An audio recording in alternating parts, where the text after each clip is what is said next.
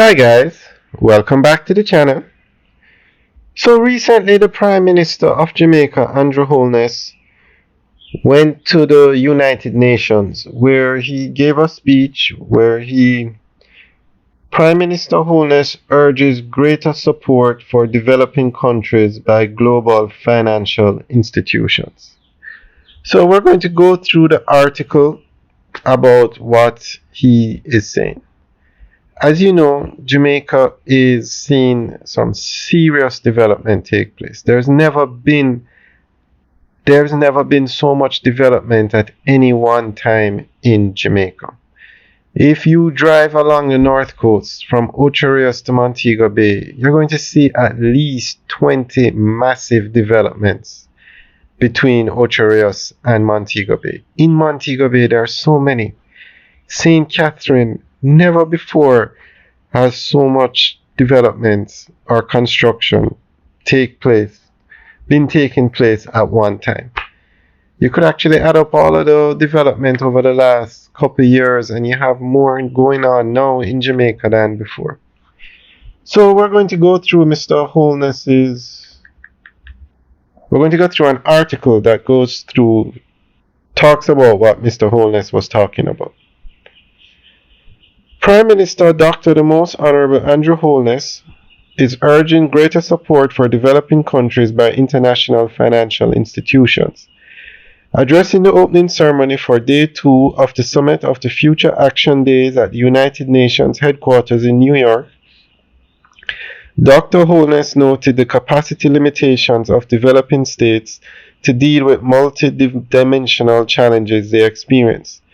These challenges, he pointed out, include climate change, debt sustainability, and economic stability, access to financing for development and global shocks, adding that technology and knowledge transfer must be facilitated, including through mutually agreed arrangements. International financial institutions must be reformed to provide the necessary access to financing as the means of implementation. The multilateral system, with the UN at its core, must be equipped to provide opportunities for developing and sharing best practices. In this regard, a follow-up mechanism will also be important so that the implementation of commitments we make over the next few days can be appropriately measured and monitored, the Prime Minister said. Dr. Holness informed that the government of Jamaica has commenced investing in anticipatory planning and future-proofing, starting with the creation of a solid macroeconomic foundation. We have lowered our debt to GDP ratio, increased our foreign exchange reserves, reduced the unemployment rate, and achieved single-digit inflation, as well as financial sector stability. This has allowed us to increase investments in urban planning and infrastructure, building out the future while taking account of changing demographic trends, he said.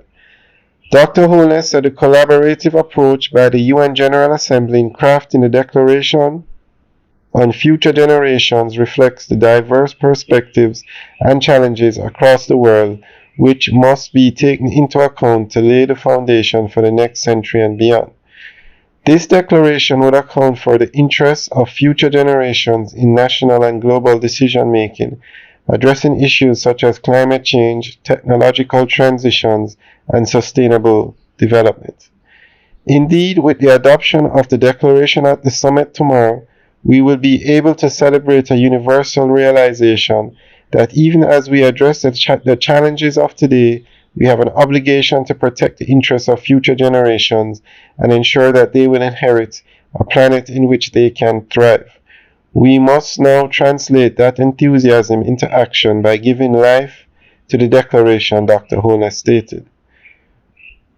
With the negotiations completed, the Prime Minister said it is incumbent on all stakeholders to ensure the effective implementation of the Pact for the Future, the Global Digital Compact, and the Declaration on Future Generations.